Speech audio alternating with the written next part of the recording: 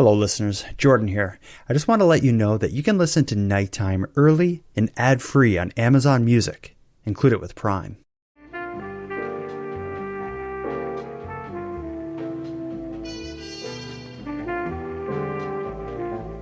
You are listening to the Nighttime Podcast.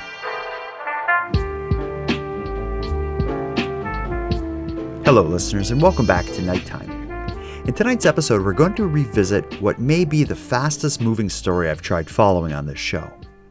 Romana Didulo, the self-declared Queen of Canada, has somehow managed to convince her following that she is in fact leading this country with the help of both international partners and, well, aliens. In past Nighttime episodes, we looked at this story in a variety of ways. We discussed the fake queen's background. We examined the attempt her followers made to arrest the Peterborough, Ontario police force. And we watched along with the ongoing siege of a small town in Saskatchewan that the group is currently residing in. Throughout most of those episodes, there was a bit of an undercurrent of how can people believe this? Well, clearly Romana Didulo's followers view her as much as a religious deity as they do a political leader. And that's why when I heard a professor and a lecturer from Queen University's School of Religion published a research paper on Romana, that I had to learn more. Reviving the Violet Flame examines the religious concepts and ideas that have somehow found their way into the bizarre world of Romana Didulo.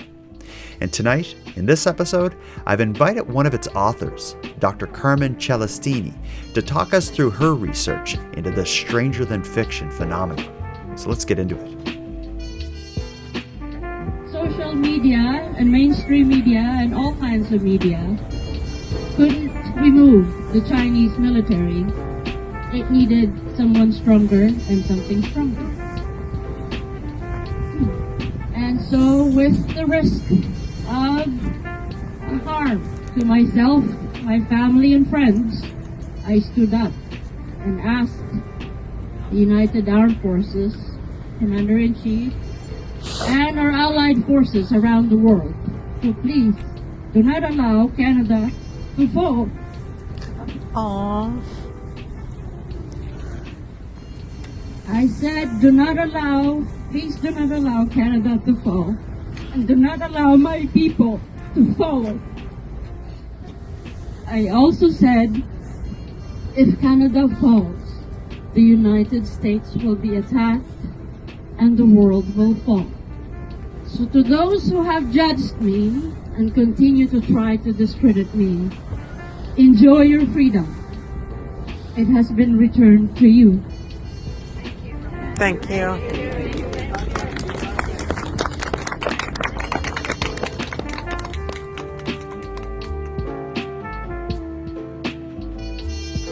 Dr. Celestini, before we start, maybe give me a bit of introduction of you, what you do, what your research entails, what your focus is on. Tell me a little bit about you. Well, my area of research primarily is the overlapping belief systems of conspiracy theories and end times, so like the Book of Revelation. And from that, we see that there's a lot of extremism and hate ideologies, populism, a lot of moral panics are attached to it. So my initial research has expanded into the realm of feminism, misogyny, and I look at disinformation, the spread of extremism and hate ideologies, and conspiracy theories, and how those all mold together to affect our political system in North America. Wow. In the you're associated with a university, or where do you do this work? I am currently a lecturer at the University of Waterloo, and I'm also a postdoc with the School of Religion at Queen's University. Okay. It's interesting because I follow a lot of the same stuff as you with conspiracy theories and extremism, but I've never thought of studying it from a religious point of view, although I do see that a lot of these kind of groups that form and beliefs they form are a lot like a religious ideology or a religious belief just based on the ideas of extremism and conspiracy. Do you, is that, what led you to look at these issues from a religious lens? Well, I was very much interested in primarily right-wing extremism and politics. And when I initially started researching, I realized that while there may not be an inherent religious connection to some of these groups, they absolutely mobilize religious language. So if I was to say to you, what do you think liberation or grace means? You Mhm. would have a definition of what that is, but it may not be the same as my own or an agrarian farmer in Peru. Mhm. And so we all know it's something important and something that we need to fight for, and we can recognize it. And it can bring people together under these sort of value laden ideas, regardless of denomination or dogma. And it can mobilize people based on their fears, based on, perhaps if their deity is not intersecting in their world, they'll look for a human made cause for some of the problems that are happening in the world. And conspiracy theories can fill that void and really push that narrative of fear. So the interconnection is not just being based on a ultimate battle of good and evil and being on the side of the eternal, but also the language and the notions of values and morality and belief systems can absolutely play a role in the mobilization. Interesting. Now, tell me about how you came to learn of Queen Romana Didulo and her, I guess, following. Do you remember first learning about this story?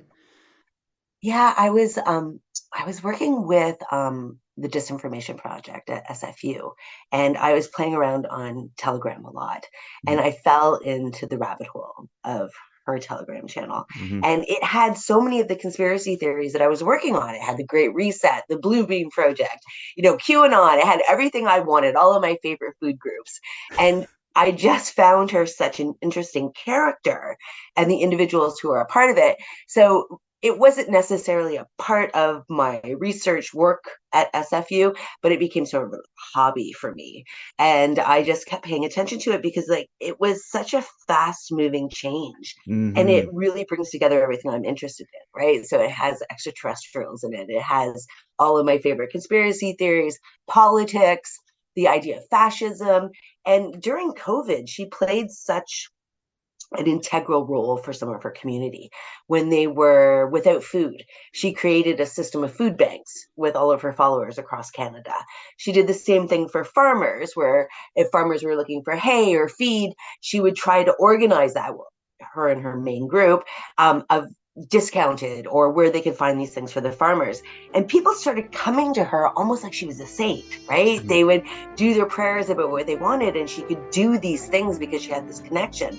And it changed the language sometimes, the way that people engaged with her. So it really sort of fed into my religious aspects as well. So she covered all of my favorite groups. So Yeah. I became addicted a little bit.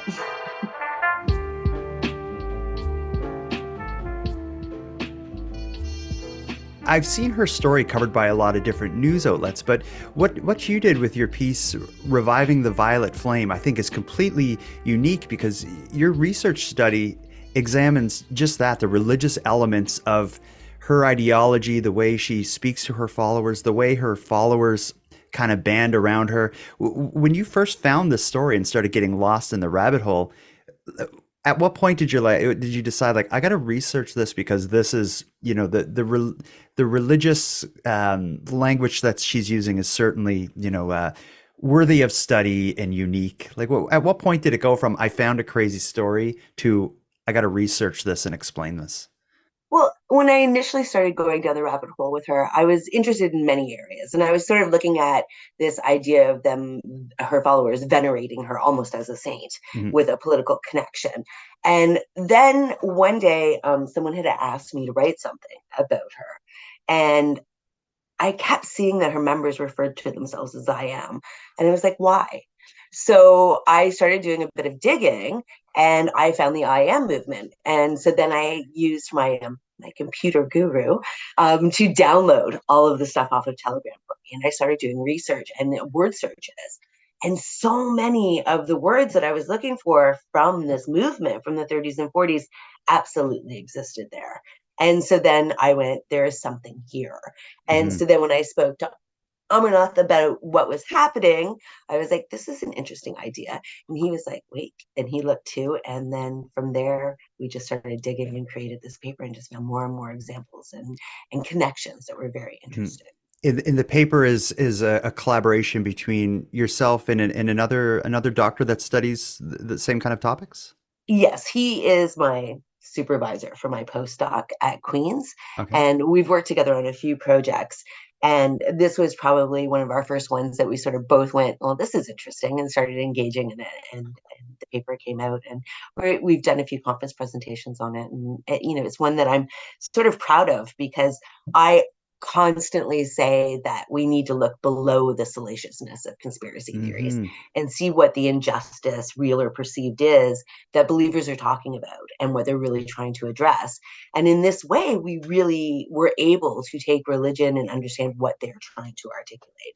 Interesting. So I think, when most people talk about the Queen, they think about, her at Saskatchewan or her burning the flag at Parliament Hill during the convoys. But there's something underneath that really needs to be addressed for society and what we do as a group. And that's a part of the reason why I think a lot of people don't take this seriously is because it's on its surface, it's so bizarre and just unimaginable that it's easy to get lost in those aspects of it. But when you actually dig in and see what's happening, and I think that's one of the reasons why your piece is just so effective. You talked about some of the research you did, and this is what impressed one of the things that impressed me is as you mentioned there, you got a collection or got someone to copy everything that was written in her various telegram groups that Romana and her followers used to communicate in. And you did some data analysis of the words they're saying. But one of the things you also looked at is the frequency posts are made. And you've tracked like kind of the growth and the activity within the group. Tell me a bit about what the data showed you about the growth and I guess just the amount of activity in her group since the Telegram channels were formed. Well, we can definitely see that there is growth. There is a bit of a decline right now, but the number of posts continue to grow. And I Mhm. think that that is inherent to these kind of mobilizations where, while they have a charismatic leader, it is a community that Mhm. comes together. And that community is having conversations about shared beliefs, shared problems, shared discussions. And so from those posts, we can actually find out much more about what sort of needs that she is addressing for these individuals. And so a lot of the posts, are a bunch of memes about I am and Grand Rising and, sort of fluff pieces. But there are things in there that talk about politics. Mhm. They talk about immigration. There are some notions of racism that are appearing in there with the immigration conversations, talking about, how to deal with economics, how to deal with, integrating their beliefs and their understandings of the world with their friends and family who have disassociated from them. Mhm. And so it provides a very broad window into looking into a group and a movement and how communities are built and what they are interacting about. Mhm. And that is where we need to do the research. Mhm. Absolutely. When I read through your piece, one of the concepts that were new to me is what you refer to as conspiratorial convergence. I understand the concept, and I think in my head I understand this idea that someone is able to kind of combine these different conspiracy theories, but I've never seen it like defined and discussed the way you did in your piece. Could you just tell me a bit about conspiratorial convergence and how that is relevant to Queen Romana's story? Well, full disclosure, this is Amarnath's concept. It Hmm. is a brilliant concept. Hmm. And what it is this idea. So if you think about in the 1970s, if someone was and thought the moon landing was a hoax, they wouldn't necessarily engage with somebody who was an anti-vaxxer or a JFK more than one shooter sort of idea. But what we're seeing and what we have been seeing is that conspiracy theories are coming together. So during COVID, someone who was an anti-vaxxer prior to the pandemic, probably wouldn't have engaged with somebody who was, you know, um, an Illuminati idea. And so what's happening is that these conspiracy theories are finding commonalities and links and understandings. And they're coming together almost in a hierarchical format, right? They're all nested into each other. So these worldviews that are quite varied are finding commonalities within disparate conspiracy theories, but there are commonalities, and it's affecting politics. It's affecting, moral panics. So we can link some of this to the groomer ideas or the anti-CRT movement, against education and elites and the media. And they're all coming together and linking in various ways while they still hold different beliefs and, the different conspirators who might be the cabal doing this. There are commonalities in there. And also within those commonalities are the injustices or the real or perceived or the fears, because fears are such an important part of conspiracy theories. And this idea of being disenfranchised from the institutions of society, politically, media, and looking for voices that reflect their own and their own opinions, creating sort of these bubbles. And they're coming together and affecting our politics. So, we can see, in so many ways, especially with Romana Didulo, that we see that, her conspiracies engage with the Great Reset, the Great Replacement, ideas of anti-immigration, ideas of, universal basic income, healthcare, media, all of these things that, are sort of like the core words for a lot of conspiracy theories and fears are being articulated within her realm and through a political means by giving her this sort of monarchy of Canada and Canada 2.0. Yeah, it's just, to me, it's fascinating that she was able to take all these different concepts and form it into one, at least somewhat cohesive narrative. And it's something that I think has kind of happened over time. I question whether it was by her design or if it was just the result of her community kind of like throwing stuff against the wall and seeing what sticks and eventually, just going with it. But maybe you could tell me a little bit about, you went through Romana's history. How do you see her group kind of take shape in terms of the ideology over the years? Like, what did you see in terms of change and development within the ideas from her starting as I think it was called Canada First, a political party, to up until present, where they're at a school in Saskatchewan with a bunch of RVs? Like, well, how do you see the evolution of the ideas? Well, I think that fundamentally she came from a QAnon background, right? And so she was part of that community of QAnon, which also has a convergence of conspiracy Hmm. theories, right? I mean, we see many of the same ideas, the same themes and tropes in QAnon. But what we can see is that from her, once Q stopped posting, influencers had to make a rule in all of this. They had to keep that narrative going. And so influencers played a significant role in keeping QAnon alive, but also within Queen Romana Didulo, because they validated some of her, articulations. And, her starting off with politics and saying that she was going to run for the prime minister seems inherent to what she's doing, right? We have this political trope that is throughout all of the conspiracy theories and her role. And I think as she started gaining traction and influencers validated who she was and what she was doing, I think a lot of Canadians became more incorporated in her conspiracy because it was more home based. So QAnon, although is very much started as an American concept, I mean, as you know, has spread internationally, and there's huge components in Italy and other places in the world, but because the internet is borderless, right? So these ideas are things that can take hold whatever nation you're in. And I think because it was purely Canadian, people started getting involved and paying attention to it. And then I think a catalyst is also the pandemic. With Hmm. so many in the world being locked down, all of our engagement was on social media.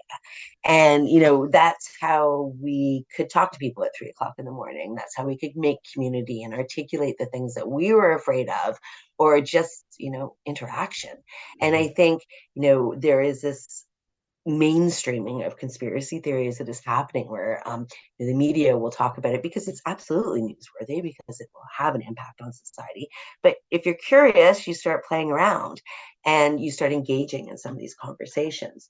I think also with her was what was happening with social media itself, right? So if we think about this idea of shadow banning on Twitter, now X, a lot of people who are influencers said, oh, we're leaving this platform and we're going to go over here to Parler. And then they made this motion that they were going there. So a lot of people were like, oh, this is a censorship thing that's happening on Twitter. I don't support censorship, so I'm going to move over to Parler. And then when Parler was shut down after January 6th, there was a huge migration of people over to Telegram. And I think that once you get into Telegram, it's so easy with so much of the cross posting within the channels that people jumped in, would click and become a part of this and start engaging in it. So even if some people went in very skeptical, they were at least curious. And so some of the ideas and conversations and community can affect people's understandings. And if you're afraid, you'll engage with it. Mm-hmm. And so I think that there is like this, convergence of things that all happen at the same time that really push that narrative. I mean, she's pretty good at marketing herself too, right? I mean, Absolutely. Jumping in on the Freedom Convoy and starting her RV convoy and going there and making her presence known. I think that she absolutely got more notoriety for that. And I think although her numbers are dropping, I still think that she's an important component to what's happening. Certainly. Now, I want to hear about some of the religious, ideas of the past that have found their way into Queen Romana and her community. Now, you mentioned earlier that her followers, they refer to themselves as I ams, and I thought that was something unique to their group. It wasn't until I read your paper that the I am movement is its own thing from, like you said earlier, like from the 30s or 40s or something. I don't know how it's found its way into Queen Romana's ideology, but maybe tell me a bit about the I am movement and how that, if you know, how that became a part of what Queen Romana does. I will start off by saying I am absolutely unsure and cannot prove how it got into her realm, but there are so many connections that there has to be something there. So the I Am movement was a movement that was started by Guy Ballard in the 1930s and 40s. And according to him, he was on Mount Shasta in California and had an interaction with Saint Germain. And Saint Germain explained to him that there are these masters, ascended masters, who have been involved in humanity, trying to sort of put us on the right path throughout time. So examples of that would be Jesus, Buddha, George Washington. And they would come and make changes and trying to help humanity. This idea of that not necessarily reincarnated, but they sort of sleep and then they can rise up as a different character to help humanity. Took him on all these travels and showed him abundance of wealth. Something that is very similar to what Queen Romana talks about with med beds, that these chairs that you could go in that would cure your cancer or cure whatever ailments you may have. And this harnessing of vibrations and chanting through decrees. Mm-hmm. And so Guy and Edna Ballard, his wife, started this movement. And it's based on the Sothony, which is Blavatsky's idea of mixing sort of Eastern religions and Western religions and ideas of extraterrestrials together. Mm-hmm. And so what Guy and Edna did was they started creating these conspiracy theories. They did work with some white nationalist groups and developed this idea. When Guy Ballard passed away, obviously things changed. So people started separating and creating their own groups. And one of the individuals who did that was Mark Prophet. And Mark Prophet started his own church, very much based on Guy Ballard's ideas. Now, Guy Ballard also put in nationalism and this idea that America would become the ultimate version of what humanity would strive for in a nation. And that a ascended master would become the president of America. Well, Mark Prophet built on these ideas and brought in a lot more conspiracy theories and darkness and fear and really amped up the nationalism aspect. He ended up marrying this woman named Elizabeth Clare Prophet. And when Mark passed away, Elizabeth Clare took over and she changed their church to the Church Universal and Triumphant. And with that, she continued to spread conspiracy theories and ideas of fear and nationalism. But her decrees changed. They stopped being, prayers for intercession into world to pay our bills or bring peace or bring these other things. She started making them somewhat violent, actually calling for harm to the president and the first lady at that point in time. And these ideas of nationalism became very important to them. And she ended up getting a bus and traveling around America and making pleas and trying to convert people to be a part of her church. Eventually, she made a proclamation, a prophecy that there would be a nuclear war at a certain time and a certain day. And she had bought this significant hunk of land in Montana, and they built tunnels under the ground, her and her followers. They all came, they moved in underground. Now, her husband at the time was also arrested before they went under for having weapons that he should not have had.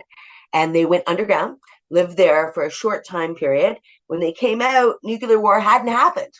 And so some of them were like, oh crap, what do we do? They left because they had sold all of their belongings, their homes and everything so that they could come and be a part of this tunnel life. And she lost a lot of members, but she continued prophesying, continued with her church. And, you can still see a lot of these churches, a lot of I am churches, a lot of CUT branches around North America. There does happen to be one in Victoria, BC, which where she's is from. interesting, but we couldn't find a absolute proof that there is this connection. But you can see that Romana's ideas of Saint Germain only would tell them to focus on the violet flame, and the color purple was the vibrational level that they needed to attain this world peace, and happiness would decrease and ascend to themselves. So we see that if we look in Romana Didulo's members things, that they talk about the violet flame, that they talk about the color purple, obviously is very important to her and her movement. And a lot of her messages are decrees. That's what she calls them, which is the foundational prayer system or engagement system of both of the Church of Universal and Triumphant and the I Am movement. Yeah, it's interesting because when I hear decree, I'm thinking more like a political, legal kind of thing. But when I learn about the I am movement, it's it's the same language taking from that. Also with Romana, just as you mentioned, I was always confused. Like, does she just like purple? Why is purple such a big part of this? But it seems to be taken right from this prior movement. Absolutely, yeah, it's fascinating, and they do talk about ascended masters, and she herself says that she is an ascended master and a shapeshifter, and that she was woken to come to Canada to change the world and make Canada 2.0 with the Kingdom of Canada. So a lot of her narrative that she has created about her own beginning very much matches some of these ideas as well. Wow. But what I wonder is with Queen Romana, is this all deliberate? Like, is when you look at her beliefs and the way the community refers to their ideology, does it seem like they did almost like a copy and paste, or can these things just naturally form in such a coincidental way to prior movements? Like, that's what I wonder, if it's a planned, deliberate thing. I can't 100% say either way because we don't actually. I mean, the queen has made up her own background, right? We don't know how much of that is just her imagination, which I think is a significant amount personally, and what is real. We don't know her interactions prior to starting Canada First. And, there are some ideas and tropes of these movements within QAnon. So did she pick it up from QAnon and then, build on it and expand on it within her movement? Is it something that she practiced or engaged with and knew well and started using it as a mobilization technique? It's hard to call, but I think that absolutely it's hard to dismiss the coincidences and commonalities.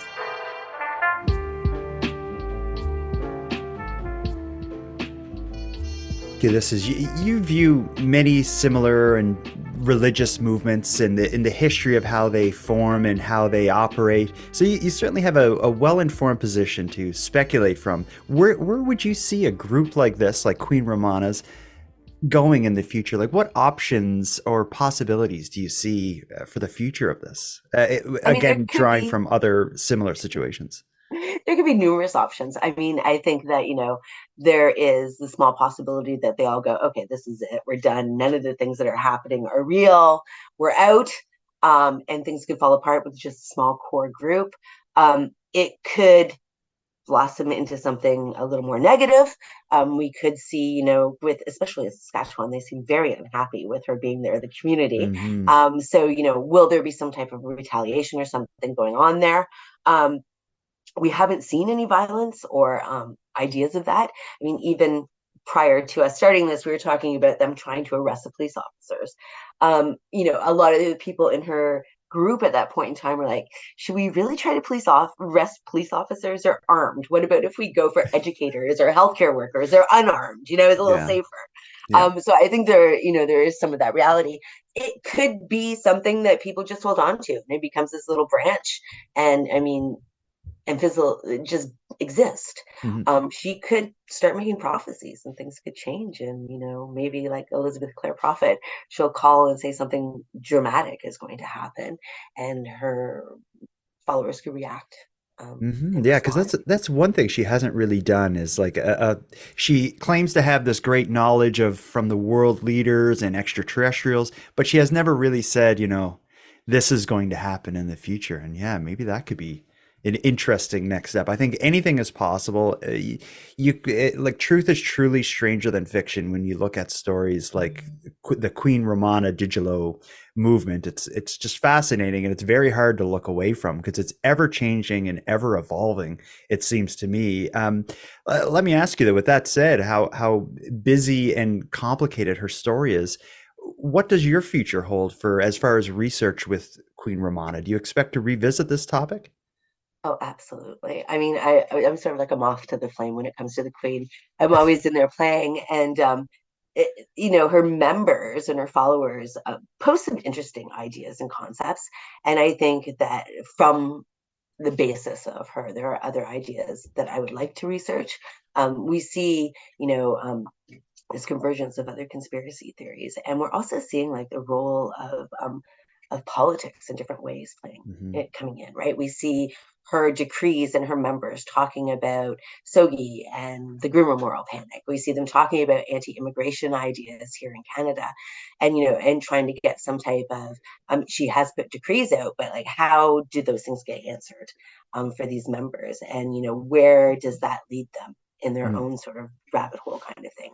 So Yeah. I think my research would probably be far more about that, unless of course she does something absolutely exciting like prophecy or something which will change my direction. Absolutely. But Yeah, but even just like in the most fundamental way, thinking of the religious aspects of Queen Romana, she has all of these decrees and rules and stuff that she makes up that nobody outside of her community seems to know about or care about. Yet her community has devoted faith that she is who she claims to be, and they are willing to stand behind her. And that seems to be kind of like the foundational kind of religious aspect of this is she is as much a religious leader as she is a political or activist absolutely. leader. Mm. Absolutely. And I think that, she responds to many of their needs.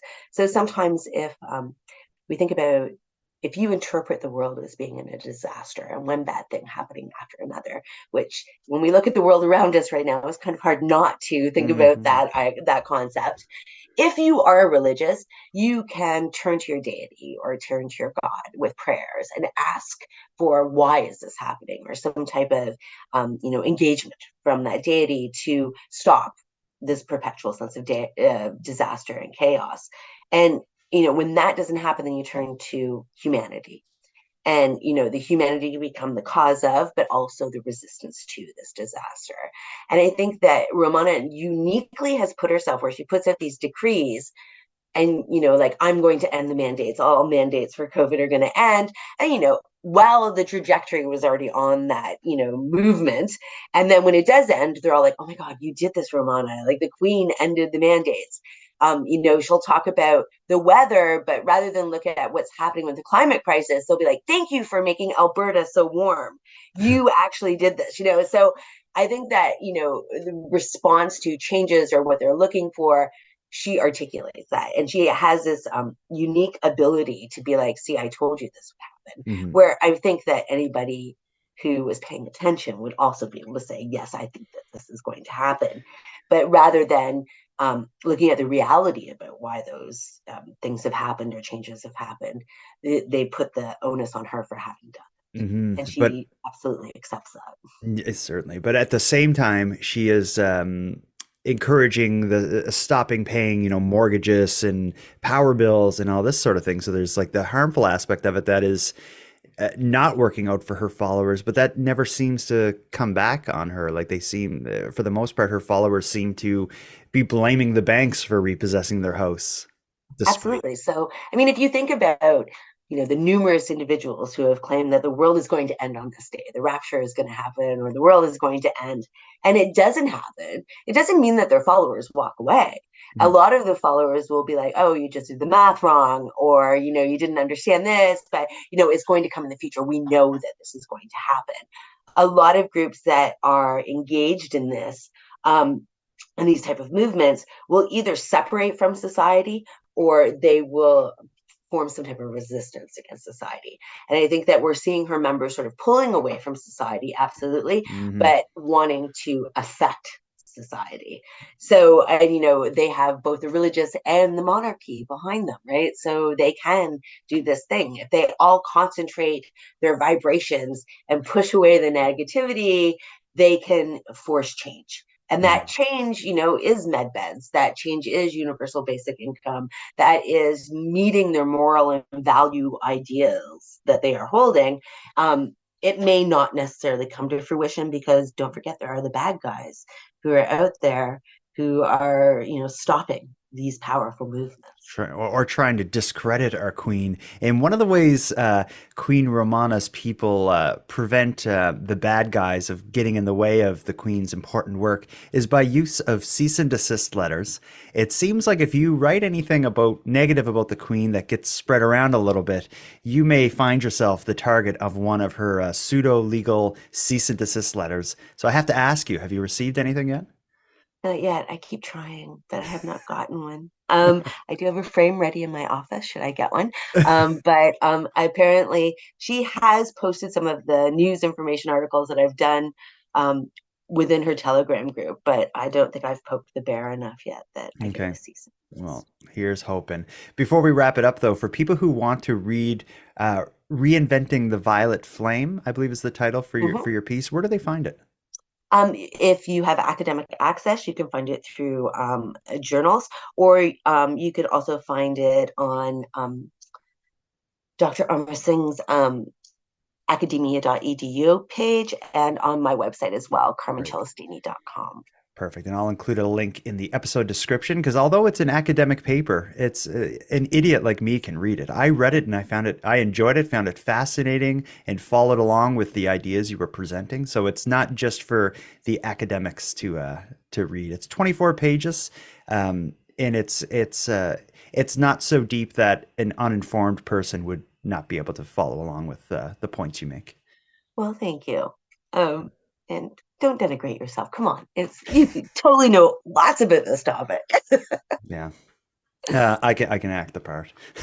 Well, we'll start wrapping this up. It was fascinating to hear her story examined in the unique way you have, because again, like we said at the beginning, it's easy to get tied up and caught up in the more salacious aspects. But when you really pull it apart and look at what's going on, and especially from a religious point of view, it is truly fascinating and unique, and again, evidence that the truth is far stranger than fiction. Thank you.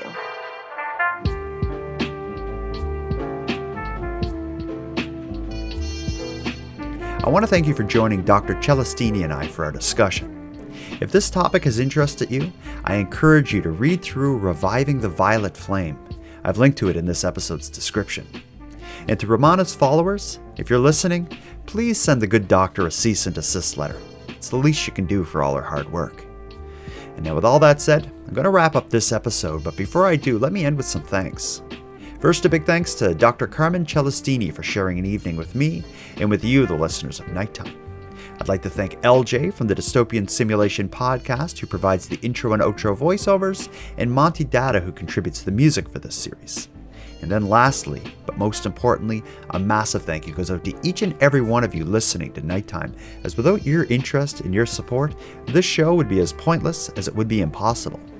And on the topic of support, let me thank the newest subscribers to the premium feed. Kathy, Johanna, and Rob, thank you for going premium.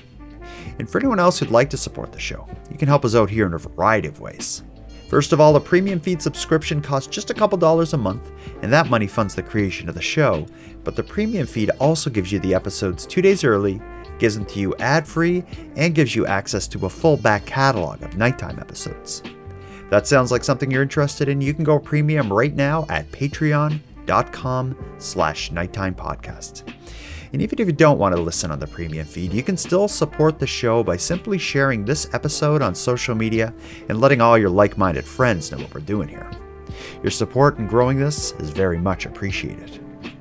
So now to wrap it all up, let me just remind you, take care of each other, hug your loved ones tight, and let me know if you see anything weird. The Nighttime Podcast is written, hosted, and produced by Jordan Bonaparte. Hello, Jordan. I was just listening to your piece on the Queen of Canada. There's a couple of things that strike me as odd. Number one, she says she's the Queen of the Kingdom. Like, really? The Kingdom? And number two, the fellow that went to the RCMP to report Tom went to the RCMP to report Tom, and apparently they have more power than the RCMP. So these things kind of puzzle me as to what their motives actually are. Anyways, I just thought I would drop that by you. Bye. Today I'd like to speak with you about the unlawful and criminal vaccinations specific to our children and youth. First, let me be very, very clear. Do not underestimate my resolve when it comes to protecting these children and youth, because you will be put through Nuremberg trial for crimes against humanity. And once you have been convicted, you will receive not one, but 2 bullets on your forehead for each child that you have harmed. So when you go home, think of how many bullets are going through your forehead. Think very, very carefully before you touch that needle and inject it into a child of this republic.